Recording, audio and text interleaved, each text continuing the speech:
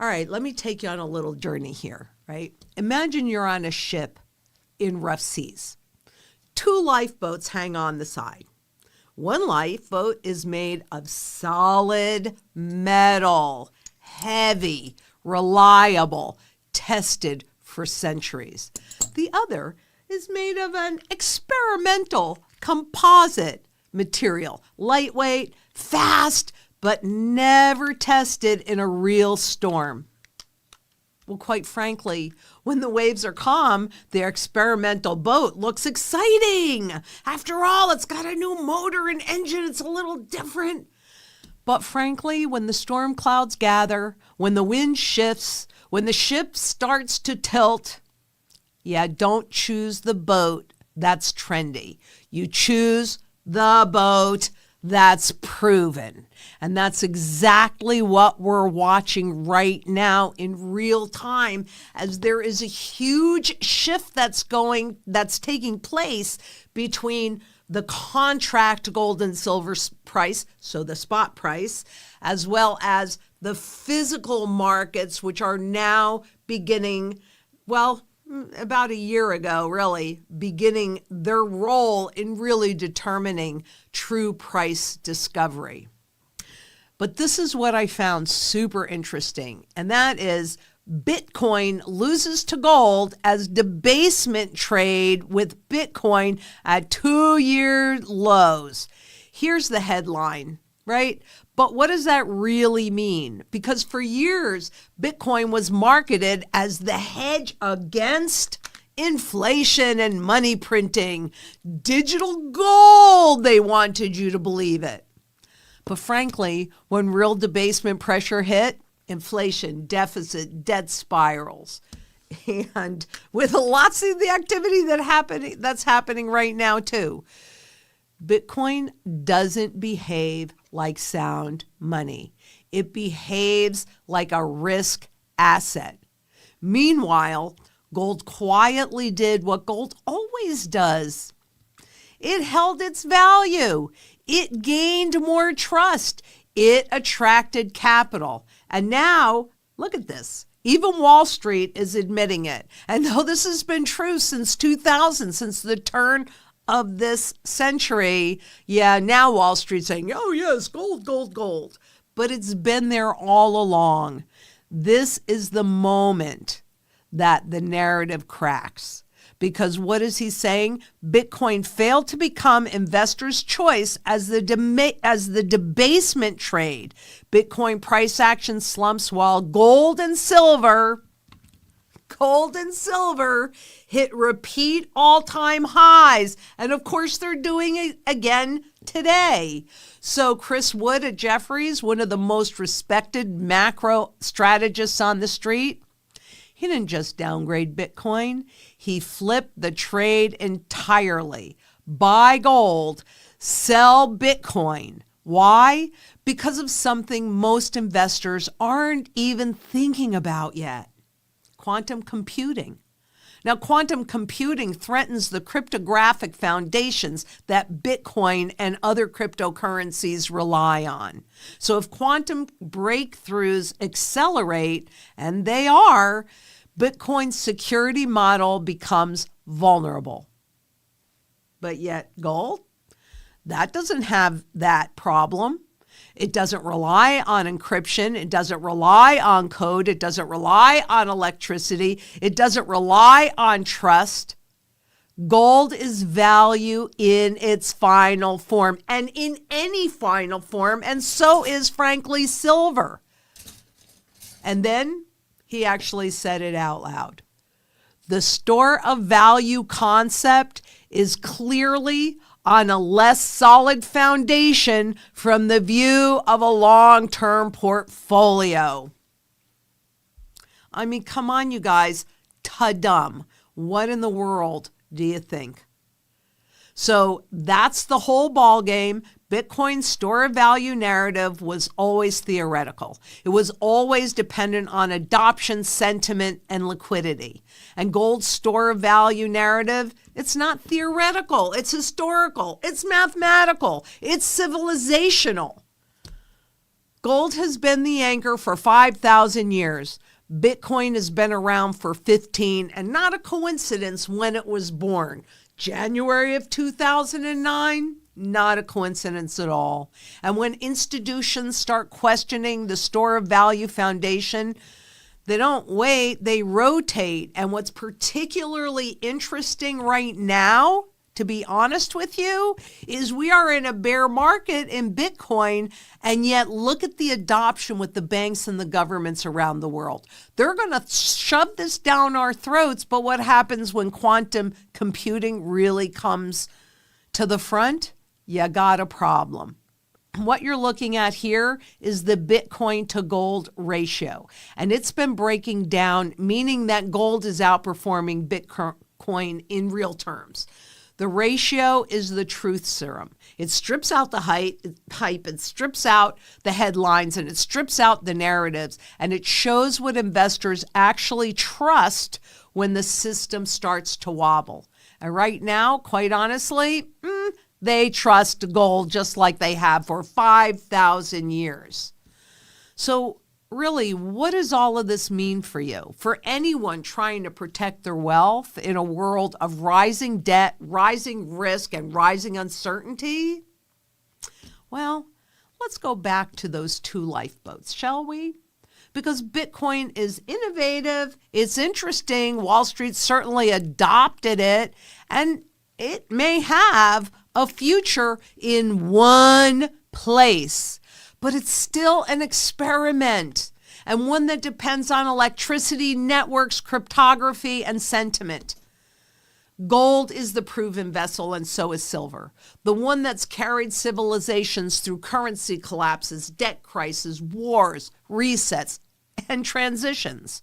So when the storm gets rough, you don't gamble on the experimental boat. You choose the proven boat, the one that has survived every storm in recorded history, over 4,800 of them. That's why Jefferies made the shift. That's why institutions are starting to rotate and starting to look at it differently, even as they are rushing for adoption. This makes us all very vulnerable, and it's why individuals who understand sound money are positioning now. They're not waiting before the next wave hits, because we don't know which wave is going to topple this boat. And when that storm comes, you don't rise then. You're not going to have time to get prepared. That's why it's so important for you to call us and get your sound money strategy in place and executed today. Because you can live on hopium, but that is not a very good plan. And if you fail the level of your preparation, you got a problem. Gold is your preparation, and so is silver. So we've got some more things to talk about, because that's what I wanted to talk about specifically today, and I think we should get into it more. But over the weekend, with President Trump really pushing the narrative on Greenland, well, treasuries joined global bond slide after Japan-led sell-off. So the bonds are in the news again. And considering the fact that the treasuries are the foundation of a global financial system, and let me just remind you of this, all right? This is how bonds work. This is how all debts work. So this could be true for any mortgages, for any car loans, any student debt, not just bonds. Okay, so this is how debt works. This is interest rates. This is the principal value. This is when it was issued, right? This is the market value, because they're all issued at a certain level. When interest rates go down, the market value of the debt goes up. When interest rates go up, like it is today, particularly on the long end, the market value of that debt goes down. If there is a run on the bank and they're forced to liquidate when it is, first of all, it makes it obvious it's underwater. Remember, we had 15 years of zero interest rates. So that has not been worked through yet, right? But this is the problem right now because interest rates are going up on a global basis, and that means that the market value of these bonds are going down. And it costs governments, corporations, and individuals more to carry and service this debt. UK approval on China embassy paves way for Starmer Beijing trip. It's a little disjointed because this stuff was coming at me pretty fast, so I just grabbed it and threw it on there because we've also seen where Canada is solidifying their relationship with China. So the level of allies with everything that's going on is shifting and not necessarily in the U.S.'s favor. Can President Trump get everybody, to go along with it? Because I'm not so sure that that's true. We're going to find out. But now I will take questions. And you can see there's just so much that's going on in these markets. And I know both, gold, spot gold was up above 4,700 and spot silver was up above I think it got close to $94 the last time I looked. I can't tell you where it is right at this moment. But Bitcoin and cryptocurrencies are down where gold and silver are up. Still not reflecting their fundamental value, but definitely transitioning or continuing the transition to physical price discovery with all the premiums that's in the system. Okay, so now I'll stop talking and let's take some questions. Crims SM3E says, Lynette, please tell us what is your opinion regarding current collectible gold coins issued by the Royal Canadian Mint? Do you think they are good protection against confiscation? No, I really don't. They're calling them collectibles, but the question is, can you hold them inside of an IRA? Because that's where you're going to see more truth. If you can hold it inside of an IRA, inside of a retirement plan, then it's really classified as monetary gold. If you cannot, then that's where the collectible is. So the new Royal Canadian Mint coins, that's new stuff. That would be monetary gold. I don't think that it will give you much protection unless they really do give it a different status. So, and I don't see that happening. I'm sorry, but I don't.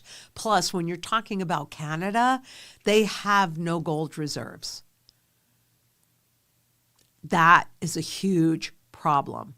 So, and watching them solidify a closer relationship with China away from the U.S., that is not going to make things easier, for us. But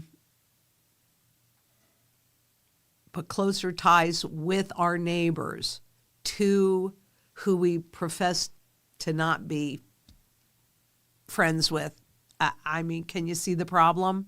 So I think the noose is closing, and it'll be interesting to see what happens.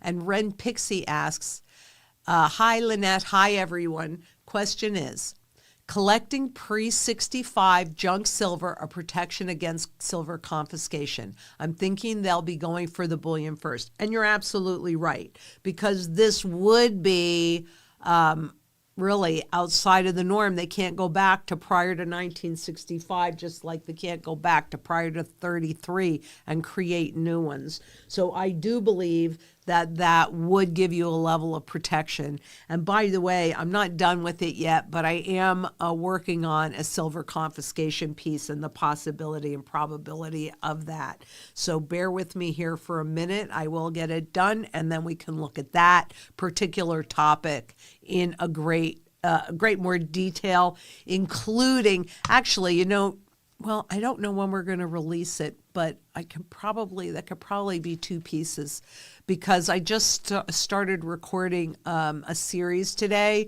the 5 doom loops of a financial crisis. So that kind of covers, I think that probably will go into the collateral piece. So you'll probably be seeing a little bit something about that sooner than later. But Jap P4 B asks, confiscation? LOL. Rarely any citizens of North America own gold compared to commercial ownership of physical precious metals. Pre-1929 Great Depression precious metal citizen ownership was far more.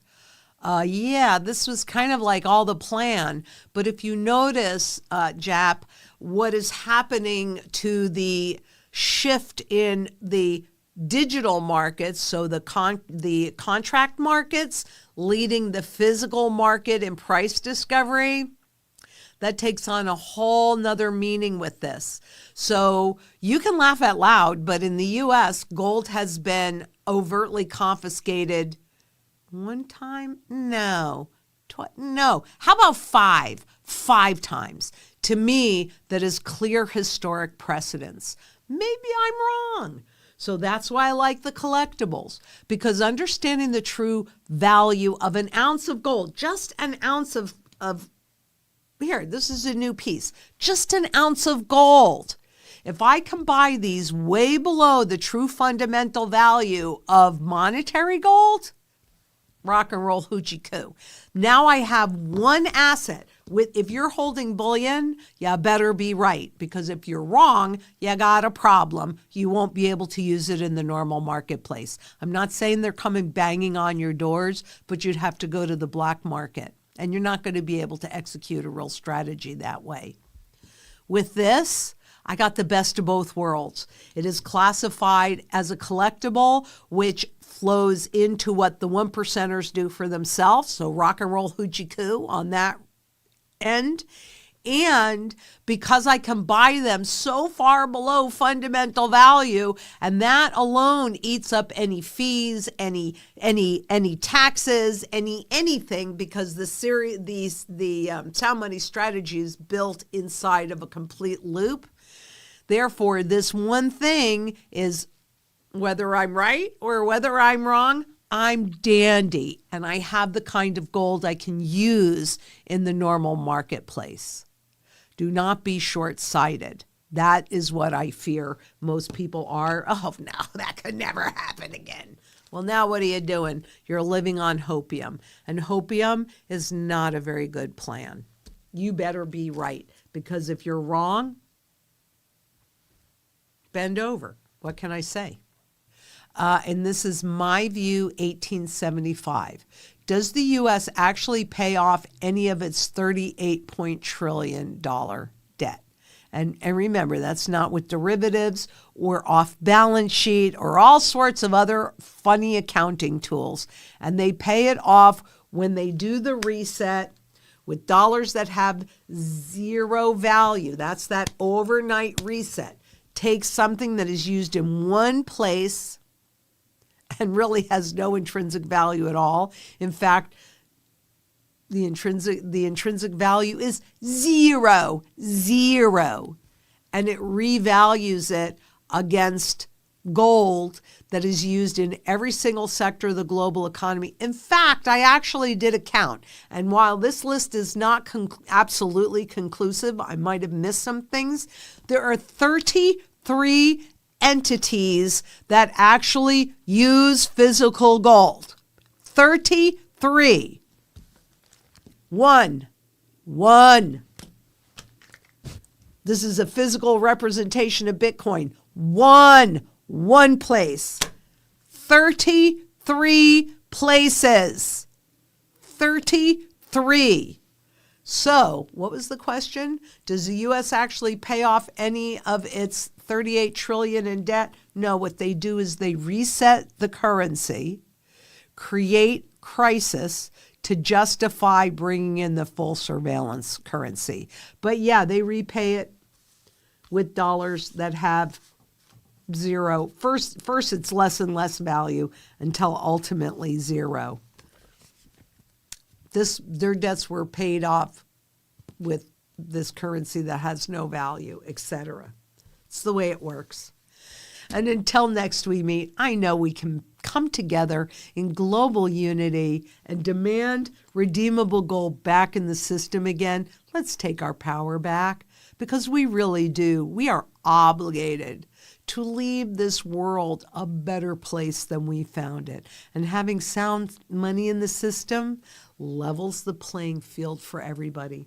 It gives us all our American dream, where we can dream, have those dreams come true, live in a safe place, and be together to support each other. And until next we meet, please be safe out there. Bye-bye.